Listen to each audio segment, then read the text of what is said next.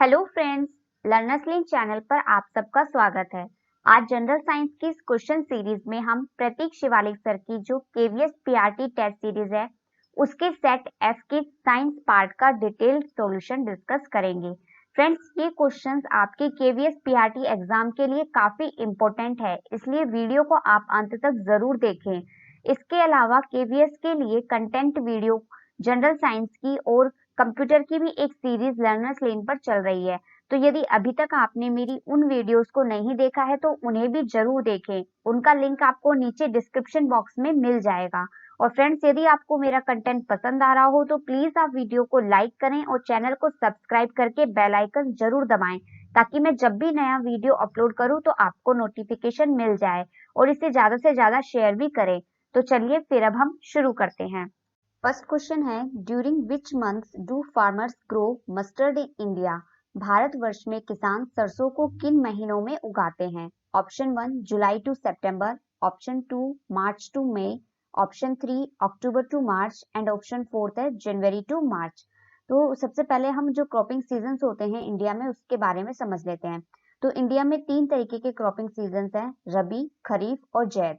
जो रबी वाला cropping season है इसे हम विंटर क्रॉपिंग सीजन या विंटर क्रॉप भी कहते हैं, और इसे अक्टूबर टू दिसंबर में उगाया जाता है और इसकी कटाई समर में अप्रैल टू जून वाले महीने में की जाती है। इसके कुछ एग्जांपल्स हैं, जैसे बार्ले यानी जौ, ग्राम चना, मस्टर्ड यानी सरसों, पीस यानी मटर और व्हीट यानी गेहूं। तो ये जो फसल है ये रबी की फसल कहलाती है, जिसे अक्टूबर टू दिसंबर में उगाया जाता है। नेक्स्ट सेकंड है खरीफ की फसल। इसे हम वेट समर क्रॉपिंग सीजन या फिर आर्द्र ग्रीष्म ऋतु वाली फसलें या मानसून क्रॉप भी कहते हैं। इसे जून वाले महीने में जब मानसून स्टार्ट होता है तब उगाया जाता है और इसकी कटाई की जाती है सितंबर टू अक्टूबर वाले महीने में। इसके कुछ एग्जांपल्स हैं, जैसे राइस यानी चावल, उड़द दाल, तूर दाल, मूंग दाल, पैडी यानी धान, मेज यानी मक्का, ज्वार, बाजरा, कॉटन यानी कपास, सोयाबीन, ग्राउंडनट यानी मूंगफली और जूट। तो ये सभी खरीफ की फसल के एग्जाम्पल हैं। नेक्स्ट है जैद की फसल। इसे हम ड्राई समर क्रॉपिंग सीजन या फिर शुष्क ग्रीष्म वाली फसलें या समर क्रॉप भी कहते हैं। ये रबी की फसल और जो खरीफ की फसल होती है इसके बीच का जो थोड़ा टाइम होता है उसमें उगाई जाती है। तो इसे गर्मी के महीने में मार्च टू मई इसमें उगाया जाता है। इसके कुछ एग्जाम्पल्स हैं, जैसे वाटरमेलन यानी तरबूज, मस्क मेलन यानी कस्तूरी, कुकुम्बर यानी ककड़ी और फूडर क्रॉप्स यानी चारा फसल। तो ये सारे किस एग्जाम्पल हो गए जैद की फसल के। यहाँ हमसे पूछा है मस्टर्ड के बारे में। तो जो मस्टर्ड है वो एक रबी फसल का एग्जाम्पल है और ये उगाया जाता है अक्टूबर टू दिसंबर में और इसकी कटाई होती है अप्रैल टू जून में। तो इसका करेक्ट आंसर क्या हो जाएगा? Option 3 October to March. Next question है, the material which is commonly used for making kitchen containers is? पदार्थ जो सामान्यतः रसोई घर में काम आने वाले जार बनाने के काम आता है। Option 1 PVC, option 2 acrylic, option 3 Teflon and option 4 PET. तो जो पीईटी है इसका फुल फॉर्म होता है पॉलीएथिलीन टरफेथलेट। तो इसका यूज है जो किचन में जो रसोई घर में आपके काम आने वाले जार होते हैं इन्हें बनाने में किया जाता है, क्योंकि ये स्ट्रॉन्ग होते हैं, ड्यूरेबल यानी काफी लंबे समय तक चलते हैं, हल्के वजन में होते हैं और नॉन रिएक्टिव होते हैं। तो यहाँ हमारा करेक्ट आंसर होगा ऑप्शन 4। अभी जो हमें 3 और ऑप्शन दे गए हम इनके भी कुछ कुछ यूजेस के बारे में जान लेते हैं। पीवीसी इसका फुल फॉर्म होता है पॉलीवाइनिल क्लोराइड। इसका यूज खिलौने बनाने में, चप्पल बनाने में किया जाता है। एक्रिलिक इसका यूज लेंसेज में, एक्रिलिक नेल्स पेंट में, सिक्योरिटी बैरियर्स में, मेडिकल डिवाइसेस में, एलसीडी स्क्रीन में और फर्नीचर बनाने में यूज होता है। और जो टेफ्लॉन होता है इसका बेस्ट नोन यूज है, इसका कोटिंग करने में यूज किया जाता है। जो आपके नॉन स्टिक फ्राई पैन्स होते हैं या फिर अदर कोई भी कुकवेयर होता है उसमें टेफ्लॉन की कोटिंग होती है। लेकिन यहाँ हमसे पूछा गया है जो रसोई घर में जार बनाने वाला है उसमें कौन सा काम आता है, तो उसका करेक्ट आंसर हो जाएगा पीईटी पॉलीएथिलीन टरफेथलेट। नेक्स्ट क्वेश्चन है, which one of the following metal does not react with dilute hydrochloric acid? धातु सामान्यतः तनु अम्लों से अभिक्रिया कर हाइड्रोजन गैस उत्पन्न करती है। निम्नलिखित में से कौन सी धातु हाइड्रोक्लोरिक अम्ल से अभिक्रिया नहीं करती है? तो हमें जो ये 4 ऑप्शन दिए गए हैं इसमें से हमें बताना है कि वो कौन सा मेटल या कौन सी धातु है जो हाइड्रोक्लोरिक अम्ल से अभिक्रिया नहीं करती है। Option 1 magnesium, option 2 aluminium, option 3 iron, option 4 copper. तो जो धातु होती है वो सामान्यतः तनु अम्लों से अभिक्रिया कर हाइड्रोजन गैस उत्पन्न करती है और इस रिएक्शन में वो मेटल अम्ल से हाइड्रोजन को रिप्लेस करती है। तो यहाँ पे हमें एक एक्टिविटी सीरीज दिखाई दे रही है। इसमें जब हम नीचे से ऊपर जाते हैं तो एलिमेंट की रिएक्टिविटी बढ़ती है। यदि हम हाइड्रोजन के रेफरेंस में देखें तो हाइड्रोजन से ऊपर जितने भी एलिमेंट है वो सभी हाइड्रोजन से ज्यादा रिएक्टिव हैं, तो वे किसी रिएक्शन में हाइड्रोजन को रिप्लेस कर सकते हैं। किंतु हाइड्रोजन से नीचे जो आपको एलिमेंट दिखाई दे रहे हैं ये हाइड्रोजन से कम रिएक्टिव हैं, ये हाइड्रोजन को रिप्लेस नहीं कर सकते। तो यहाँ पे जो ऑप्शन में हमें कॉपर दिया गया है ये हाइड्रोजन से कम रिएक्टिव होता है, ये हाइड्रोजन को रिप्लेस नहीं कर सकता, इसलिए कॉपर है वो हाइड्रोक्लोरिक अम्ल से अभिक्रिया नहीं करता। तो इसका करेक्ट आंसर होगा ऑप्शन 4। नेक्स्ट क्वेश्चन है coal is formed from the remains of, यानी जो कोयला होता है वो किन के अवशेषों से बनता है। ऑप्शन 1 वेजिटेशन ओनली, केवल वनस्पति से। ऑप्शन 2 एनिमल्स ओनली, केवल जंतु से। Option 3 both vegetation and animals, वनस्पति और जंतु दोनों से। एंड ऑप्शन 4 है नाइदर वेजिटेशन नॉर एनिमल्स, मतलब ना तो वनस्पति से और ना ही जंतु से। तो इसके लिए सबसे पहले हम समझ लेते हैं कि जो कोल है वो एक फॉसिल फ्यूल्स का उदाहरण है। तो फॉसिल फ्यूल्स क्या होते हैं, जो जीवाश्म ईंधन होते हैं, ये पौधों और जानवरों के सड़ने से बनाए जाते हैं और ये अर्थ क्रस्ट में पाए जाते हैं और इनमें कार्बन होता है और हाइड्रोजन होता है। अब ये फॉसिल फ्यूल्स बनते किस तरीके से हैं, तो लाखों वर्षों में जो ये मृत पौधे और जानवर होते हैं इनके ऊपर परत के ऊपर परत ढकी रहती है और ये काफी गहराई में दफन होते हैं। And the pressure and heat at those depth transformed them into the fossil fuels, oil, natural gas and coal। और उस जो गहराई में जहाँ पे ये दफन होते हैं वहां पे बहुत अधिक प्रेशर होता है और तापमान भी बहुत ज्यादा होता है जो इन्हें फॉसिल फ्यूल्स में बदलता है। फॉसिल फ्यूल्स के जैसे कुछ एग्जांपल है ऑयल है, नेचुरल गैस है और कोल यानी कोयला है। तो यहाँ पे हमसे फॉसिल फ्यूल्स के लिए नहीं पूछा गया, यदि फॉसिल फ्यूल्स के लिए पूछता तो हम बोथ वेजिटेशन एंड एनिमल्स होता, लेकिन यहाँ से हमें स्पेसिफिकली कोल के लिए पूछा गया है, कोयले के लिए पूछा गया है। तो जो कोयला होता है इसका फॉर्मेशन कार्बोनेशन प्रक्रिया से होता है। The formation of coal occurs over millions of years via a process known as carbonation. In this process, dead vegetation is converted into carbon-rich coal under very high temperature and pressure। तो जो ये carbonation का process होता है इसमें जो मृत वनस्पति होती है, डेड वेजिटेशन होती है, ये बहुत अधिक तापमान और दाब पर कार्बन युक्त कोयले में परिवर्तित हो जाती है। तो यहाँ से हमें कोल के लिए पूछा गया तो इसके लिए केवल क्या आंसर होगा, वेजिटेशन ओनली, ऑप्शन 1 करेक्ट है। नेक्स्ट क्वेश्चन है choose the correct statement about inflammable substances from the following. निम्नलिखित में से ज्वलनशील पदार्थों के बारे में सही बयान चुने। यहाँ पे हमें 4 स्टेटमेंट दी गई हैं जिसमें से हमें ज्वलनशील पदार्थों के लिए सही कथन को चुनना है। ऑप्शन 1 है दे have low ignition temperature and can not catch fire easily. उनके पास कम इग्निशन तापमान होता है और वे आसानी से आग नहीं पकड़ सकता है। ऑप्शन 2 है they have high ignition temperature and can catch fire easily.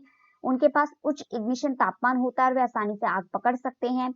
Option 3 है दे have low ignition temperature and can catch fire easily. उनके पास कम इग्निशन तापमान होता है और आसानी से आग पकड़ सकते हैं। एंड ऑप्शन 4 है they have high ignition temperature and can not catch fire easily. उनके पास उच्च इग्निशन तापमान है और वे आसानी से आग नहीं पकड़ सकता है। तो यहाँ पे हम सबसे पहले दो बातों के बारे में समझ लेते हैं कि इनफ्लेमेबल सब्सटेंसेस यानी ज्वलनशील पदार्थ क्या होते हैं और इग्निशन टेम्परेचर क्या होता है। तो ज्वलनशील पदार्थ वे होते हैं जो आसानी से आग पकड़ सकते हैं और इनका जो इग्निशन टेम्परेचर है वो काफी कम होता है। इसके कुछ एग्जांपल्स हैं जैसे अल्कोहल, एलपीजी, पेट्रोल। अब हम समझ लेते हैं कि इग्निशन टेम्परेचर क्या होता है। तो किसी भी सब्सटेंस के लिए इग्निशन टेम्परेचर उसका वो लोवेस्ट टेम्परेचर है जिस पर वो आग पकड़ लेता है और फिर हमें हीट और लाइट देता है। तो कोई भी सब्सटेंस जिस टेम्परेचर पर आग पकड़ लेता है वही उसका इग्निशन टेम्परेचर होता है। तो ज्वलनशील पदार्थों के लिए उसका इग्निशन टेम्परेचर कम होगा और वे आसानी से आग पकड़ लेंगे। तो इसका करेक्ट आंसर क्या होगा, option 3 they have low ignition temperature and can catch fire easily. Next question है green colour of leaves is due to presence of the pigment. पत्तियों का हरा रंग किस वर्णक की मौजूदगी के कारण होता है। Option 1 chlorophyll, option 2 ribosomes, option 3 mitochondria and option 4 chloroplast. तो हमें बताना है कि जो पत्तियों का हरा रंग है वो किस वर्णक के कारण है। In plants chlorophyll green pigment surrounds photosystems in the thylakoid membrane of organelles called chloroplasts which are concentrated in the leaves of plant। मतलब जो पौधों में क्लोरोफिल होता है जो कि ग्रीन कलर का पिगमेंट है, ये क्लोरोप्लास्ट ऑर्गेनेल के थाइलोकोइड मेम्ब्रेन है, इसमें जो फोटो सिस्टम है इसके सराउंडिंग में प्रेजेंट होता है और यही पिगमेंट होता है जो कि पत्तियों में हरे रंग का कारण होता है। तो हमारा करेक्ट आंसर यहाँ हो जाएगा ऑप्शन 1 क्लोरोफिल। यदि हमसे सेल ऑर्गेनेल के बारे में पूछा जाता तो करेक्ट आंसर क्या होता? क्लोरोप्लास्ट। तो अभी हमसे यहाँ पे पूछा गया है वर्णक के बारे में यानी पिगमेंट के बारे में, तो करेक्ट आंसर होगा ऑप्शन 1 क्लोरोफिल। नेक्स्ट क्वेश्चन है in human beings after fertilization the structure which gets embedded in the wall of uterus is. यदि मानवों में निषेचन के पश्चात जो संरचना गर्भाशय की भित्ति में अंतःस्थापित होती है वह है ऑप्शन 1 ओवम यानी अंडाणु, ऑप्शन 2 एम्ब्रॉय यानी भ्रूण, ऑप्शन 3 फोइटस यानी गर्भ एंड ऑप्शन 4 जाइगोट यानी युग्मनज। तो आफ्टर फर्टिलाइजेशन यानी निषेचन के पश्चात जो जाइगोट होता है, युग्मनज होता है, ये बार बार विभाजित होता है और ये सैकड़ों कोशिकाओं का एक भ्रूण यानी एम्ब्रियो बनाता है। The embryo moves down from oviduct into the uterus where it gets embedded. This is called implantation. और जो ये भ्रूण होता है ये डिंब वाहिनी से नीचे गर्भाशय में चला जाता है और वहां पर एम्बेडेड हो जाता है। इसी को हम क्या बोलते हैं? इम्प्लांटेशन बोलते हैं। तो ये हमारा करेक्ट आंसर क्या होगा? एम्ब्रॉय। मानवों में जो निषेचन के पश्चात जो संरचना गर्भाशय की भित्ति में अंतःस्थापित होती है उसे हम भ्रूण कहते हैं। करेक्ट आंसर होगा option 2। In humans, implantation is the stage of pregnancy at which the embryo adheres to the wall of the uterus. तो मनुष्य में जो इम्प्लांटेशन यानी आरोपण का जो चरण है ये गर्भावस्था का ही एक स्टेज होता है। इसमें जो भ्रूण होता है, एम्ब्रियो होता है, ये गर्भाशय की दीवार से जुड़ता है और यहाँ पर भ्रूण मां से ऑक्सीजन और पोषक तत्व होते हैं उन्हें प्राप्त करता है जो इसको बढ़ने में सक्षम होता है। हमारा करेक्ट आंसर होगा ऑप्शन 2 भ्रूण। Next question है a brick is kept in 3 different ways on a table as shown in figure. The pressure exerted by the bricks on the table will be. चित्र में दर्शाए अनुसार किसी मेज पर एक ही ईंट को 3 भिन्न-भिन्न प्रकार से रखा गया है। ईंट द्वारा मेज पर लगाया गया दाब। Option 1 maximum in position A, option 2 maximum in position B, option 3 maximum in position C and option 4 है इक्वल इन ऑल केसेस। तो इस प्रश्न में ये हमसे पूछ रहा है कि मेज पर एक ही ईंट है जिसे 3 प्रकार से रखा गया है, तो वो कौन सी स्थिति होगी जिसमें जो प्रेशर लग रहा है ईंट द्वारा मेज पर वो सबसे अधिक होगा। तो सबसे पहले हम समझते हैं कि प्रेशर क्या होता है। Pressure is defined as the physical force exerted on an object. तो किसी भी ऑब्जेक्ट पर जो लगने वाला भौतिक बल है उसे हम प्रेशर कह रहे हैं। तो जो प्रेशर है इसका फॉर्मूला होता है F/A यानी फोर्स पर यूनिट एरिया और इसकी यूनिट होती है वो होती है पास्कल जिसे हम PA से लिखते हैं। तो चूंकि प्रेशर का फॉर्मूला होता है F/A, तो इस फॉर्मूले से हमें पता चल रहा है कि जो प्रेशर है वो एरिया के इनवर्सली प्रोपोर्शनल है। यहाँ पे जो F है वो होता है mg के बराबर, m मास है और g ग्रेविटेशनल फोर्स है। चूंकि मेज पर एक ही ईंट है जिसे 3 तरीके से रखा गया है तो मास तीनों का ही बराबर होगा, इसलिए F की वैल्यू तो तीनों ही केसेस में बराबर होगी। तो यहाँ पे अभी प्रेशर डिपेंड करेगा एरिया पे। चूंकि ये एरिया के इनवर्सली प्रोपोर्शनल है इसलिए यदि एरिया ज्यादा होगा तो प्रेशर कम होगा और एरिया कम होगा तो प्रेशर ज्यादा होगा। तो हमसे यहाँ पे मैक्सिमम प्रेशर के लिए पूछा गया है तो हमें देखना होगा कहाँ पे मिनिमम एरिया होगा। तो इन तीनों इमेज में आप देखिए आपको यहाँ पे दिखेगा कि जो ए वाली स्थिति है यहाँ पे जो एरिया होगा वो बी और सी के कंपैरिजन में कम होगा। तो यहाँ पे यदि एरिया कम है तो प्रेशर मैक्सिमम होगा, इसलिए हमारा करेक्ट आंसर होगा ऑप्शन 1 मैक्सिमम इन पोजीशन ए।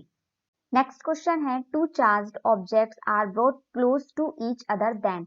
जब दो आवेशित वस्तुएं एक दूसरे के समीप लाई जाती है तो वे एक दूसरे को ऑप्शन 1 दे में अट्रैक्ट आकर्षित कर सकती हैं, ऑप्शन 2 दे में रिपेल प्रतिकर्षित कर सकती हैं, ऑप्शन 3 दे में अट्रैक्ट और repel depending on the type of charges they carry. आकर्षित या प्रतिकर्षित कर सकती हैं जो इस बात पर निर्भर करेगा कि उन पर कौन सा आवेश है। एंड ऑप्शन 4 है there will be no effect, किसी प्रकार प्रभावित नहीं करेंगी। तो कभी भी कोई चार्ज ऑब्जेक्ट होता है तो वे एक दूसरे के जब समीप लाए जाते हैं तो वे या तो आकर्षित होंगे या प्रतिकर्षित होंगे। ये डिपेंड करेगा कि उन पर कौन सा आवेश है।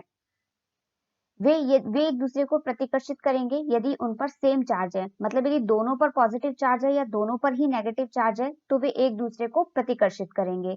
इसके अलावा वे एक दूसरे को आकर्षित करेंगे यदि उन पर अपोजिट चार्ज है, मतलब एक पर पॉजिटिव चार्ज हो और दूसरे पे नेगेटिव चार्ज हो।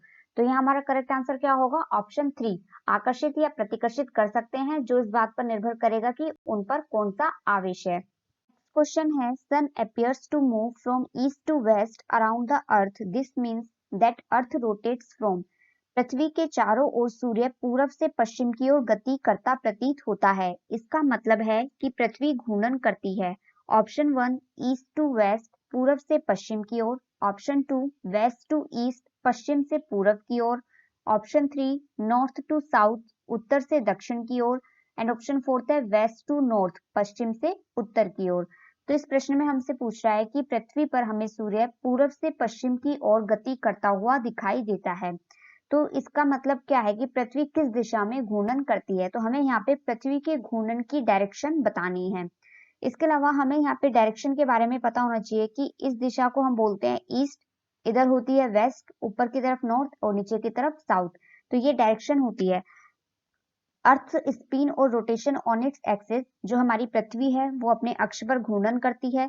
अर्थ rotates towards the east and that's why the sun, moon, planets and stars all rise in the east and make their way westward across the sky. तो जो हमारी पृथ्वी है वो पूरब की ओर घूमती है, इसीलिए हमें सूर्य, चंद्रमा, ग्रह, तारे ये सभी पूर्व दिशा की ओर उगते हुए प्रतीत होते हैं और आकाश में ये हमें पश्चिम की दिशा की ओर बढ़ते हुए दिखाई देते हैं। तो जो सूर्य और तारे हैं ये पूरब से पश्चिम की ओर जाते हुए दिखाई देते हैं और जो हमारी पृथ्वी है वो पश्चिम से पूरब की ओर घूमती है, यानी वेस्ट टू ईस्ट घूमती है। तो हमारा करेक्ट आंसर होगा इधर ऑप्शन 2, द अर्थ रोटेट्स और spins from west to east and this is why we see the sun rise in the east and set in the west. जो पृथ्वी है वो वेस्ट टू ईस्ट रोटेशन करती है, इसीलिए हमें जो सूरज है वो पूरब दिशा में उगता हुआ और पश्चिम दिशा में छिपता हुआ प्रतीत होता है। यहाँ करेक्ट आंसर होगा ऑप्शन 2। नेक्स्ट क्वेश्चन है, a mixture of sulphur and carbon disulphide is. Sulphur और कार्बन डाइसल्फाइड का एक मिश्रण है। Option 1, heterogeneous and shows Tyndall effect, विषमांगी तथा टिंडल प्रभाव दर्शाता है। Option 2, homogeneous and shows Tyndall effect, समांगी तथा टिंडल प्रभाव दर्शाता है। Option 3, heterogeneous and does not show Tyndall effect, विषमांगी तथा टिंडल प्रभाव नहीं दर्शाता है।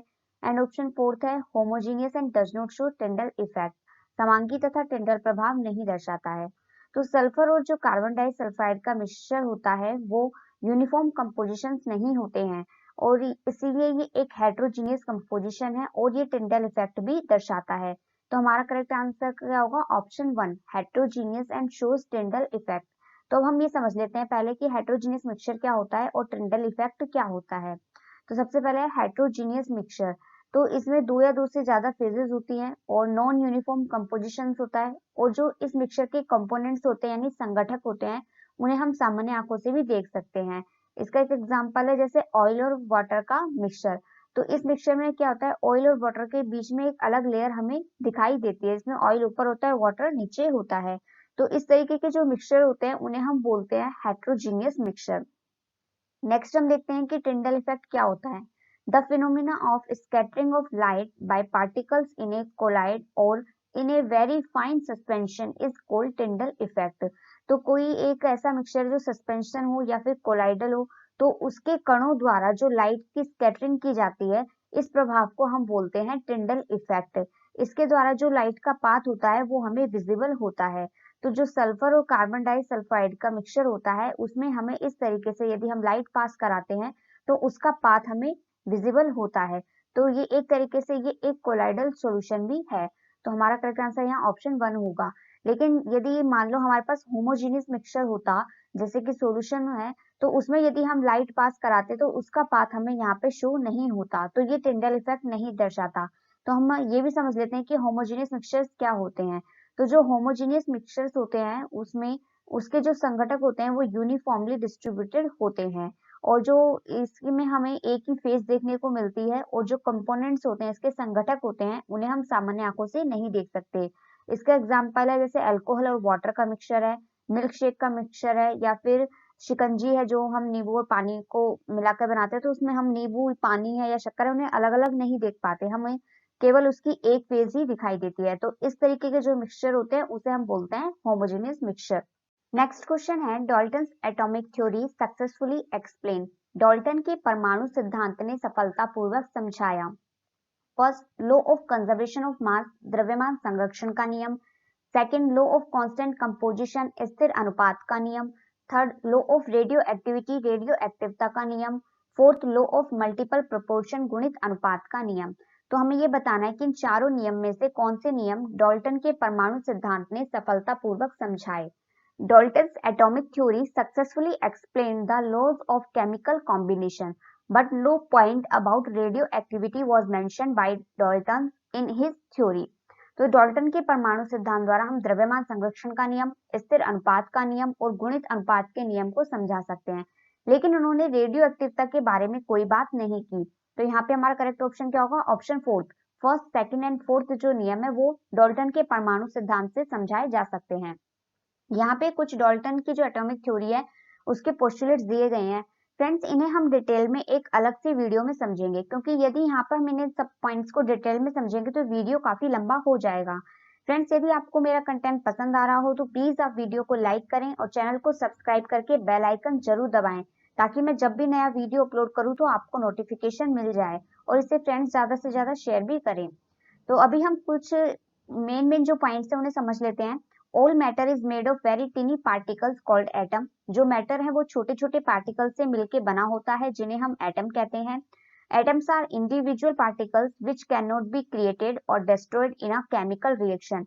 इसे हम बोलते हैं law of conservation of mass, द्रव्यमान संरक्षण का नियम। इसका मतलब है कि केमिकल रिएक्शन के दौरान आप ना एटम को ना तो क्रिएट कर सकते हैं और ना ही डिस्ट्रॉय कर सकते हैं, मतलब ना नया बना सकते हैं और ना ही नष्ट कर सकते हैं। Atoms of a given elements are identical in mass and chemical properties. तो किसी एक दिए हुए एलिमेंट के जो एटम होते हैं वो आइडेंटिकल होते हैं मास में और केमिकल प्रॉपर्टीज में, लेकिन डिफरेंट एलिमेंट्स हैं तो उनके मासेस भी डिफरेंट होंगे और केमिकल प्रॉपर्टीज भी डिफरेंट होगी। Atoms combine in the ratio of small whole numbers to form compounds. तो जो एटम्स है वे कंबाइन होकर कंपाउंड्स बनाते हैं और इसके लिए वो एक निश्चित अनुपात में कंबाइन होते हैं जो कि स्मॉल होल नंबर होता है। इसे हम बोलते हैं लॉ ऑफ कांस्टेंट प्रोपोर्शन। जैसे वाटर का मॉलिक्यूल है H2O, तो उसमें हाइड्रोजन के 2 एटम होते हैं और ऑक्सीजन का 1 एटम होता है। ये आपस में कंबाइन होकर H2O कंपाउंड बनाते हैं। नेक्स्ट है the relative number and kinds of atom are constant in given compound. Atoms can be rearranged, combined or separated in a chemical reaction. Next, when two elements combine to form more than one compound, the mass of one element which combines with a fixed mass of the other element will always be ratio of whole number. इसे हम बोलते हैं law of multiple proportion. इसका एक example है, जैसे जो carbon है वो कार्बन मोनोऑक्साइड भी बनाता है और कार्बन डाइऑक्साइड भी बनाता है। यानी कार्बन एक फिक्स्ड एलिमेंट है जो ऑक्सीजन के साथ कार्बन मोनोऑक्साइड बना रहा है और कार्बन डाइऑक्साइड बना रहा है। तो जो कार्बन मोनोऑक्साइड है उसमें 12 ग्राम कार्बन है और 16 ग्राम ऑक्सीजन है। इसी तरीके से जो कार्बन मोनोऑक्साइड डाइऑक्साइड है उसमें 12 ग्राम कार्बन है और 32 ग्राम ऑक्सीजन है। तो यदि अब हम ऑक्सीजन का मास देखें इन दोनों कंपाउंड में तो उसका अनुपात कितना आएगा? 16:32 यानी 1:2। तो इसी तरीके से ये जो होल नंबर निकला है इसी को हम बोलते हैं लॉ ऑफ मल्टीपल प्रोपोर्शन। तो यहाँ पे अभी हमारा करेक्ट आंसर क्या हो जाएगा? Option fourth, first, second and fourth. और इन सब के बारे में हम ज्यादा अभी डिटेल में एक अलग से वीडियो में पढ़ लेंगे। नेक्स्ट क्वेश्चन है which of the following are covered by a single membrane. निम्नलिखित में से किसके चारों ओर एकल झिल्ली का आवरण होता है? तो option 1 mitochondria, option 2 vacuole, option 3 lysosome, option 4 plastid. There are many biological organelles in the cells which are covered with different type of membrane layers. यानी जो कोशिकाओं में कई जैविक अंग होते हैं जो विभिन्न प्रकार की लेयर्स झिल्लीदार परतों से ढके रहते हैं। We differentiate between the membranes by counting its number of layers. और हम इन झिल्लियों के बीच में अंतर परतों की संख्या से करते हैं। तो यहाँ पे जो माइटोकॉन्ड्रिया और प्लास्टिक है इनके चारों ओर डबल मेम्ब्रेन होती है। लाइसोसोम है और वैक्यूल है, इनमें सिंगल मेम्ब्रेन होती है, लेकिन सभी वैक्यूल में सिंगल मेम्ब्रेन नहीं होती। तो यहाँ पे हमसे केवल एक के बारे में पूछा गया था, हम लाइसोसोम को करेक्ट करेंगे क्योंकि इसमें जो ये लाइसोसोम है ये सिंगल मेम्ब्रेन बाउंड ऑर्गेनल होता है, जबकि वैक्यूल में सभी vacuole single membrane bound organelle नहीं होते हैं। तो करेक्ट आंसर होगा ऑप्शन 3। नेक्स्ट क्वेश्चन है living cells were discovered by. सजीव कोशिकाएं निम्न में से किसके द्वारा खोजी गई? Option 1 Robert Hooke, option 2 पुरकिंजे, option 3 Leeuwenhoek and option 4 Robert brown. तो सबसे पहले व्यक्ति जिन्होंने लिविंग सेल्स यानी सजीव कोशिकाओं की खोज की उनका नाम था एंटोन वॉन ल्यूवेनहॉक। तो और इन्होंने इसकी खोज किसने की थी? एल्गे स्पाइरोगैरा मतलब शैवाल स्पाइरोगैरा में। तो इसका करेक्ट आंसर क्या होगा हमारा? ऑप्शन 3। इसके अलावा जो रॉबर्ट हुक थे वो पहले पर्सन थे जिन्होंने सेल यानी कोशिका टर्म का यूज किया था। नेक्स्ट जो पुरकिंजे थे इन्होंने सेल में जो जेली लाइक फ्लूइड या मटेरियल है उसको नाम दिया था प्रोटोप्लाज्म। और जो रॉबर्ट ब्राउन थे इन्होंने कोशिका में केंद्रक की खोज की थी। तो हमारा यहाँ पे करेक्ट आंसर क्या होगा? ऑप्शन 3। नेक्स्ट क्वेश्चन है two objects of different masses falling freely near the surface of moon would. चंद्रमा के पृष्ठ के निकट मुक्त रूप से गिरते विभिन्न द्रव्यमानों के दो पिंड। Option 1 have same velocities at any instant के वेग के किसी भी क्षण समान होंगे। ऑप्शन 2 हैव डिफरेंट एक्सेलरेशन के विभिन्न त्वरण होंगे। Option 3 experience forces of same magnitude पर समान परिमाण के बल कार्य करेंगे। एंड ऑप्शन 4 है undergo A change in their inertia के जड़त्वों के परिवर्तन हो जाएंगे। तो objects of different masses falling freely near the surface of the moon would have the same velocities at any instant because they will have same acceleration due to gravity। मतलब चंद्रमा की सतह के पास यदि स्वतंत्र रूप से गिरने वाली जो विभिन्न द्रव्यमान की वस्तुएं हैं उसमें किसी भी पल उनका जो वेग है वो समान होगा या एक ही होगा, क्योंकि जो गुरुत्वाकर्षण के कारण उनका त्वरण समान होगा। और त्वरण क्या होता है? वेग में चेंज होने की दर। तो यदि त्वरण समान है तो वेग में चेंज होने की दर भी समान होगी, इसलिए किसी भी क्षण पे जो वहां पे वेग होगा वो समान होगा। तो हमारा करेक्ट आंसर क्या होगा? Option 1 have same velocities at any instant. When an object is under free fall its acceleration depends only on the acceleration due to gravity and mass has no role to play। मतलब यदि कोई वस्तु जब मुक्त अवस्था में गिरती है तो उसका त्वरण होता है वे केवल गुरुत्वाकर्षण के कारण जो त्वरण होता है उस पर निर्भर करता है, यह उसके मास पर यानी द्रव्यमान पर निर्भर नहीं करता है। अब यदि इस केस में हम यदि देखें कि चंद्रमा पे दो ऑब्जेक्ट्स हैं जो फ्रीली नीचे की तरफ चंद्रमा की सरफेस पर गिर रहे हैं, तो इस स्थिति में जो उनका प्रारंभिक वेग है वो 0 है दोनों ही ऑब्जेक्ट्स के लिए, और जो उन पर एक्सेलरेशन यानी त्वरण लग रहा है वो भी चंद्रमा वाली ग्रेविटी लग रही है जो जी होगी दोनों के लिए सेम होगी। तो अब गति की समीकरण से हम जानते हैं कि v बराबर होता है u प्लस at। अब u का वैल्यू दोनों के लिए क्या है? 0, और a की वैल्यू दोनों के लिए क्या है? g। तो v की वैल्यू क्या आ जाएगी? gt। और ये जो v है यानी वेग है इसकी वैल्यू दोनों के लिए ही सेम आ रही है gt। यानी इसका मतलब क्या हुआ कि किसी भी पॉइंट पर किसी भी पल पर जो उनमें वेग होगा वो समान रहेगा। तो हमारा करेक्ट आंसर होगा ऑप्शन 1। नेक्स्ट क्वेश्चन है which one of the following is not the unit of energy. निम्नलिखित में से कौन ऊर्जा का मात्रक नहीं है? ऑप्शन 1 है joule, option 2 newton metre, option 3 kilowatt and option 4 kilowatt hour. तो एनर्जी क्या होती है? कैपेसिटी टू डू वर्क मतलब किसी भी काम को करने की क्षमता। तो जो एनर्जी है उसका मात्रक जूल होता है, न्यूटन मीटर होता है और किलोवाट आवर भी होता है। जो किलोवाट आवर होता है वो इलेक्ट्रिसिटी कंजप्शन की कमर्शियल यूनिट है, लेकिन किलोवाट है वो पावर की यूनिट होती है, एनर्जी की यूनिट नहीं होती। तो हमारा यहाँ करेक्ट आंसर क्या होगा? ऑप्शन 3। नेक्स्ट क्वेश्चन है which of the following statements is true. निम्नलिखित में से कौन सा कथन सत्य है? Option 1 a convex lens has 4 dioptre power having a focal length 0.25 metre, यानी 0.25 मीटर फोकस दूरी के उत्तल लेंस की क्षमता 4 डायोप्टर होती है। सेकंड है एक convex lens has -4 dioptre power having a focal length 0.25 metre, यानी 0.25 मीटर फोकस दूरी के उत्तल लेंस की क्षमता -4 डायोप्टर होती है।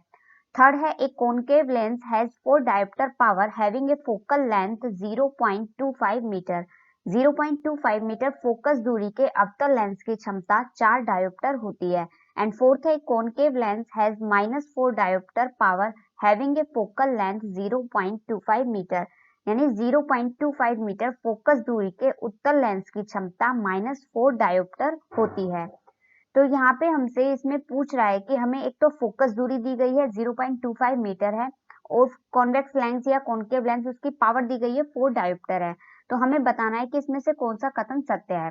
तो पहले हम इसके कुछ बातें जान लेते हैं जो इससे जुड़ी हुई हैं। जैसे जो कॉन्वेक्स लेंस है उसे हम कन्वर्जिंग लेंस भी कहते हैं और इसकी जो फोकल लेंथ है वो हमेशा पॉजिटिव होती है, इसलिए जो इसकी पावर है वो भी क्या होती है, पॉजिटिव होती है। कॉनकेव लेंस है, इसे हम डाइवर्जिंग लेंस भी कहते हैं, इसकी फोकल लेंथ हमेशा नेगेटिव होती है, इसलिए इसकी जो पावर वैल्यू होती है वो भी क्या होती है, नेगेटिव होती है। अब ये पावर क्या होती है, किसी लेंस की पावर हम कैसे निकालते हैं, तो जो किसी भी लेंस की पावर होती है वो उसकी फोकल लेंथ की रेसिप्रोकल यानी उसकी व्युत्क्रम होती है, यानी P बराबर होता है 1/f। तो यहाँ पे हमें यदि हमें क्या फोकस दूरी फोकल लेंथ है जो कितनी दी गई है, 0.25 मीटर दी गई है चारों ही केस में। तो यदि हम 1/0.25 मीटर करेंगे तो ये हमारे पास वैल्यू आती है 4। अब चूंकि ये पॉजिटिव वैल्यू है तो इसका मतलब क्या हुआ, ये होगा कॉन्वेक्स लेंस। तो ये हमारा जो ऑप्शन फर्स्ट है ये करेक्ट हो जाएगा। एक तो ये कॉन्वेक्स लेंस है और इसकी 4 डायोप्टर इसकी पावर होगी और फोकल लेंथ कितनी है, 0.25 मीटर। तो करेक्ट होगा ऑप्शन 1। नेक्स्ट क्वेश्चन है, when light rays enter the I most of the refraction occurs at the. जब प्रकाश नेत्र में प्रवेश करता है तो अधिकांश अपवर्तन कहाँ पे होता है। Option 1 crystalline lens, option 2 outer surface of the cornea, option 3 iris पर एंड ऑप्शन 4 पिपिल यानी पुतली पर। तो हम जानते हैं कि जो कॉर्निया होता है वो आइरिस और पुतली को ढकने वाली आंख का पारदर्शी गोलाकार हिस्सा है। यहाँ पे आपका ये वाली जो लेयर है ये आपको ये कॉर्निया होती है। ये जो आंख के बीच में आपको छोटा गोला या छोटा काला सा हिस्सा दिखता है इसे हम प्यूपिल यानी पुतली बोलते हैं, और जो गोला वाला हिस्सा होता है इसे हम आइरिस बोलते हैं और इसके पीछे यहाँ पे लेंस लगा होता है। तो यहाँ पे जो ये भारी हिस्सा है कॉर्निया, इसी के ऊपर आंख में प्रवेश करने वाली प्रकाश किरणों का अधिकांश भाग अपवर्तित होता है। तो इसका करेक्ट आंसर क्या होगा, option 2 outer surface of the cornea. Cornea is the transparent spherical part of the eye covering the iris and pupil. Most of the reflection for the light rays entering the eye occurs at this outer surface of the cornea. तो correct answer क्या होगा, option 2। Next question है, for a current in a long straight solenoid N and S poles are created at the two ends. Among the following statements the incorrect statement is. किसी लंबी सीधी परिनालिका में धारा प्रवाहित करने पर इसके दोनों सिरों पर N तथा S ध्रुव बन जाते हैं। निम्न में से कौन सा असत्य प्रकथन है। तो हमें यहाँ पे 4 स्टेटमेंट दी गई है, इसमें से हमें बताना है कि कौन सा कथन या कौन सा स्टेटमेंट सोलेनॉइड के लिए गलत है। फर्स्ट है, the field lines inside the solenoid are in the form of straight line which indicates that the magnetic field is the same at all point inside the solenoid। यानी जो परिनालिका के भीतर क्षेत्र रेखाएं होती है वो सरल रेखाओं के रूप में होती है जो यह निर्दिष्ट करती है कि परिनालिका के भीतर सभी बिंदुओं पर चुंबकीय क्षेत्र समान होता है। Second है, the strong magnetic field produced inside the solenoid can be used to magnetize a piece of magnetic material like soft iron when placed inside the coil।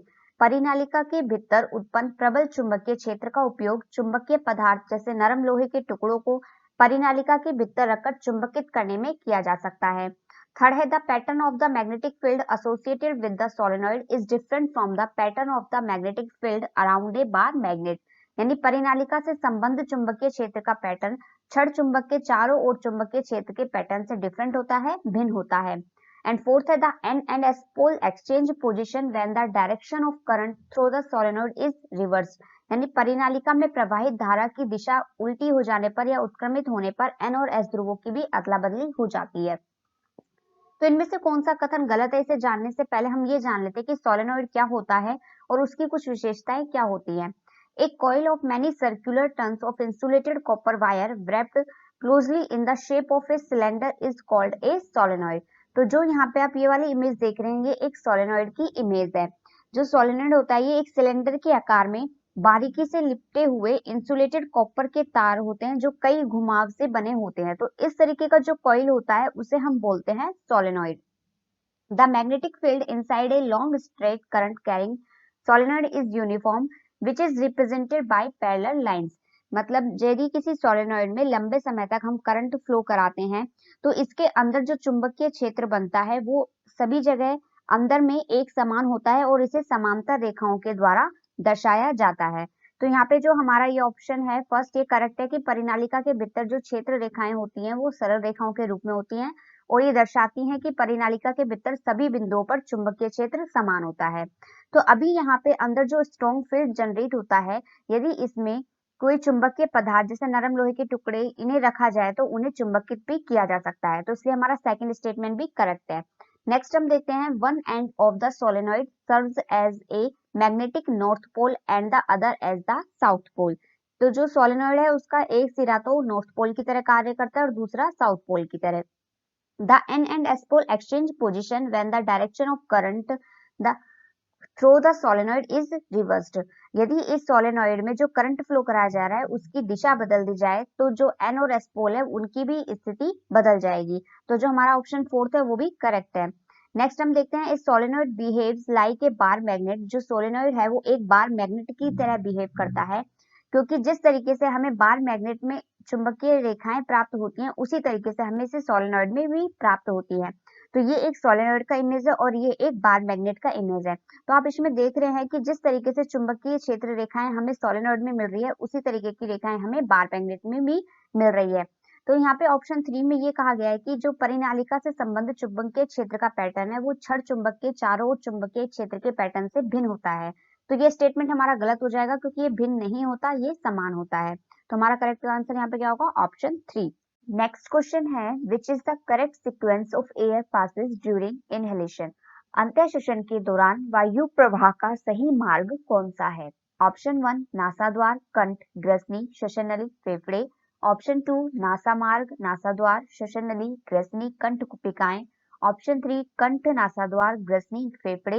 And option 4 है नासाद्वार, ग्रसनी, कंठ, श्वसन नली, कुपिकाएं।